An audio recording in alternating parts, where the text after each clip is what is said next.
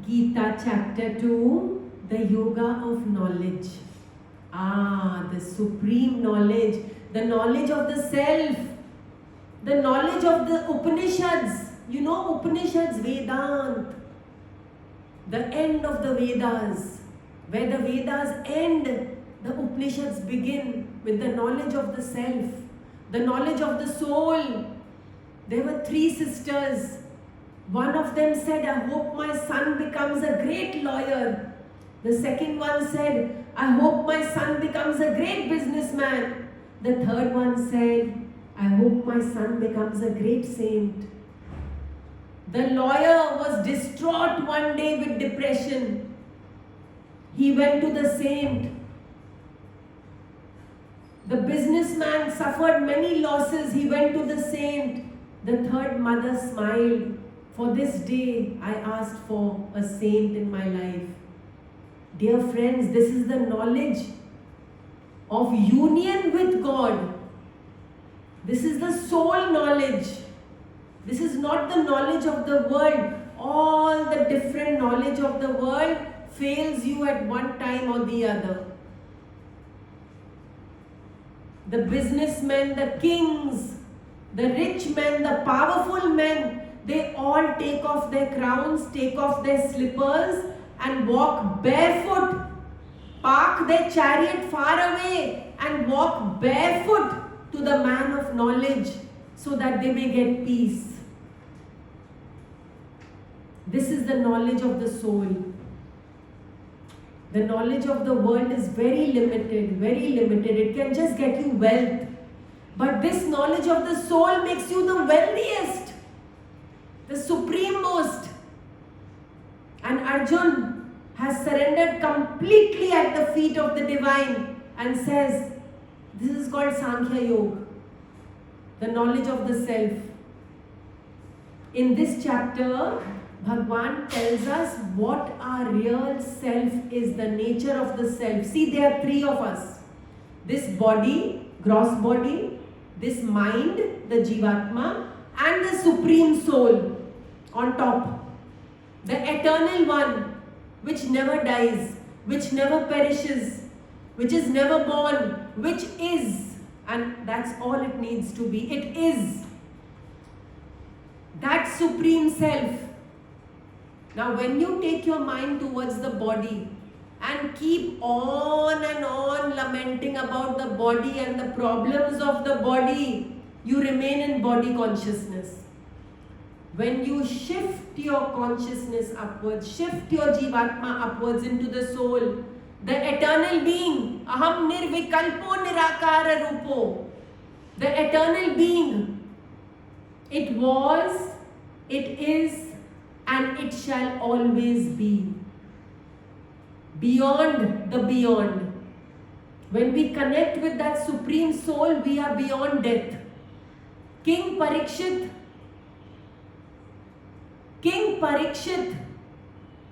had a curse upon him by a rishi that in 7 days a snake, the deadliest snake of the world, Takshak, will come and bite you and you will die with that poison.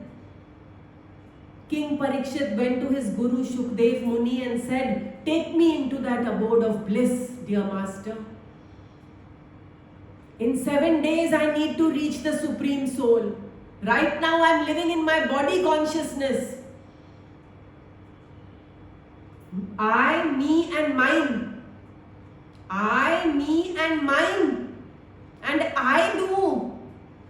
This is the body consciousness. I do. I did this and I did that and I will do this and I will do that. Body consciousness. And knowledge of the supreme self, he alone is. The supreme controller alone is. The master alone is. The soul alone is. The self alone is. The truth alone is. Purity alone exists. All this here is illusion. All that there is truth. The knowledge of the Supreme Soul. The Sankhya Yoga, the yoga of knowledge.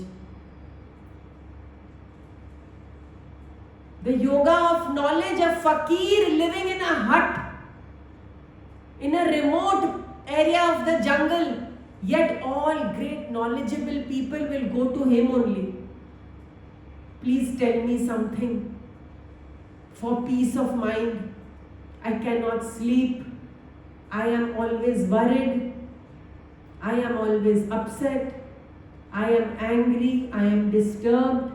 Please help me. They go to that fakir, the one of pure knowledge, the Supreme Soul. This is the yoga of pure knowledge. A drop of it, a drop of this knowledge floods our being with light. A drop of this knowledge. When we sit in the satsang and listen to God's beautiful, and this mantra,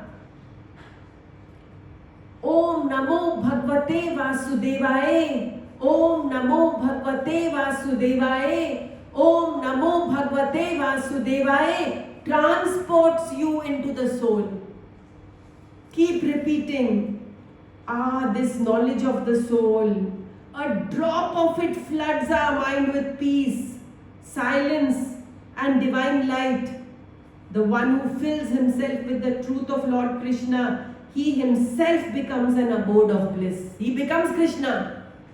The one who reads the Bhagwad Gita, who understands the Bhagwad Gita, at the end of it he becomes Krishna. Can you believe that?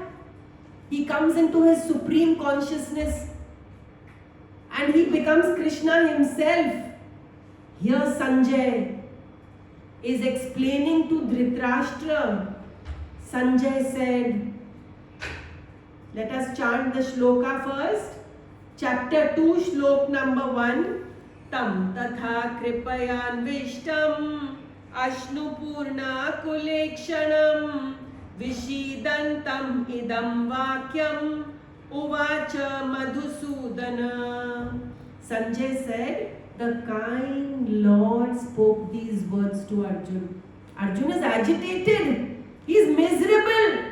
But Bhagwan's words are like a soothing balm, like a healing balm, like that is Sadguru's knowledge. It heals the inside. We are carrying pain and disturbance from many births, but the Sadguru heals all that. Kind words, dear friends, kind words. When you open your mouth, why do you talk negative? Why do you always correct somebody? Why do you always put someone down? Why do you always have something nasty to say? The kind Lord,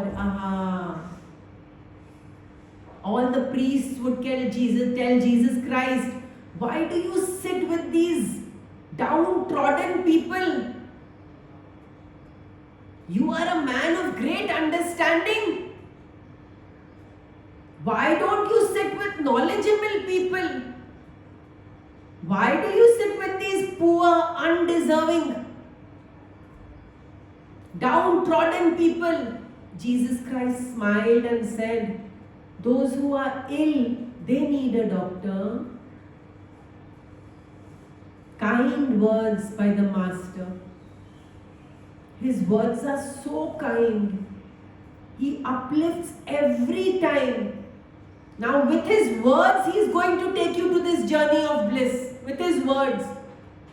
The Bhagwad Gita is the song of God. The song of Krishna. And with this song, he will take you to the ultimate bliss. The highest, supreme, most truth where all is love, light and bliss.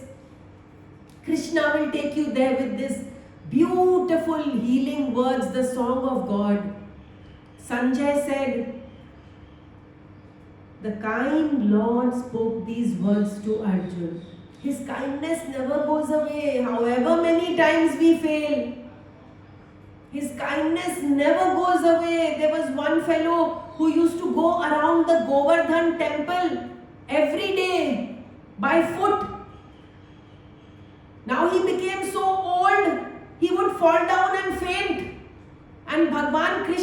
come and lift him up, give him water, and hold his hand and make him walk ahead.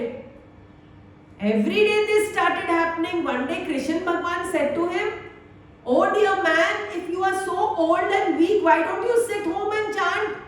Why do you have to keep coming to go around the Govardhan mountain?" He said, "Bhagwan, when I fall, you pick me up. I love that. I love that. I love falling." Dear friends, the Lord is the kindest. The kindest. After the Kauravas have done so much wrong against the Pandavas, Bhagwan still goes with a peace proposal. He is so kind. He gives a chance to everybody again and again and yet again. Bhagwan is so kind. Bhagwan is so helpful. Just think of the times. At the end of life's journey, one fellow saw there are always two sets of footsteps. God and me, God and me, God and me. And then he looks more carefully. He sees at the times when I was most desperate, saddest, there's only one pair of footsteps. He says to Bhagwan, "Bhagwan, why did you leave me when I was the most rock bottom of my life?" Bhagwan said, "No, my dear, those are my footsteps. You were too weak to walk. I was carrying you."